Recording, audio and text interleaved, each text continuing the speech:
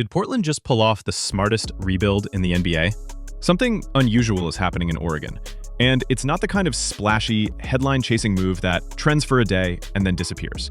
The Trailblazers have been quietly reshaping their future in a way that could completely change the balance of power in the Western Conference. A new billionaire owner with a proven track record of turning broken franchises into contenders. A franchise legend who could have chased a championship ring anywhere, but instead chose to come home. A championship-tested veteran whose habits lift an entire locker room.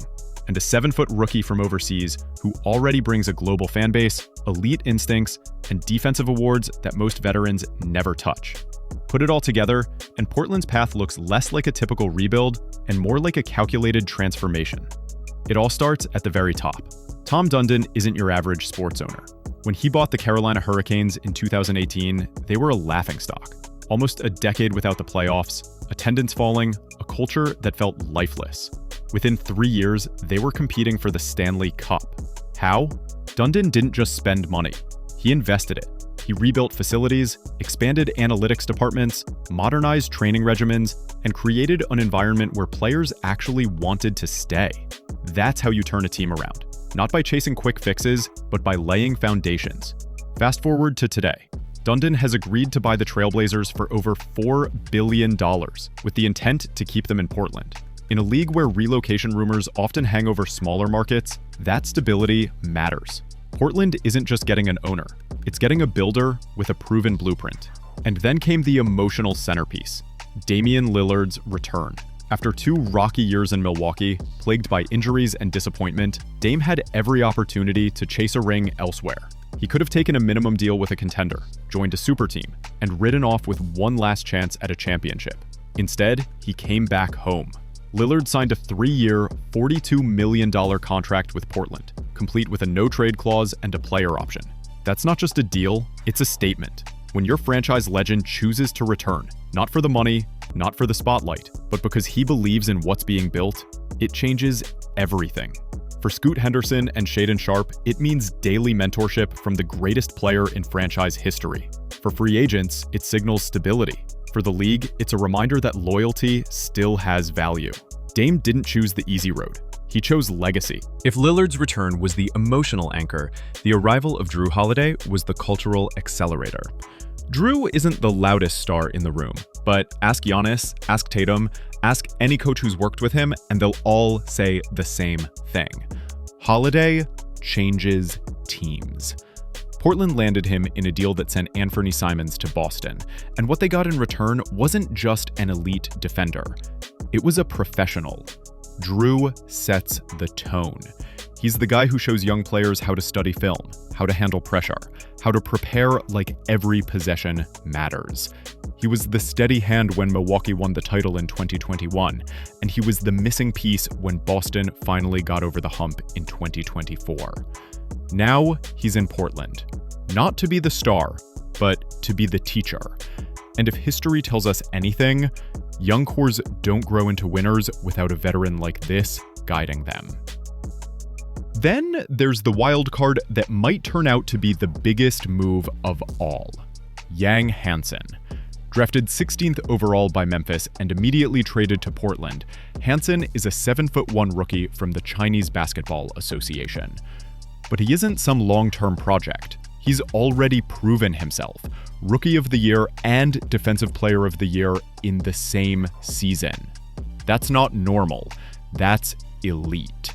Scouts rave about his basketball IQ, his polished footwork, and his passing ability for a big.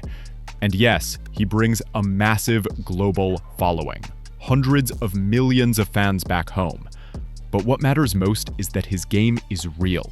Portland didn't stumble into this pick. They tracked him for 2 years. They moved up to secure him. And if his defense translates the way many believe it will, the Blazers just added rim protection, length, and a developmental piece that could anchor lineups for a decade. Of course, this isn't just about new faces. The Blazers already had a core worth believing in. Scoot Henderson, fearless and explosive, is starting to process the game faster, turning paint touches into real offense. Shaedon Sharpe is one of the most athletic wings in the league, with flashes of becoming a deadly scorer.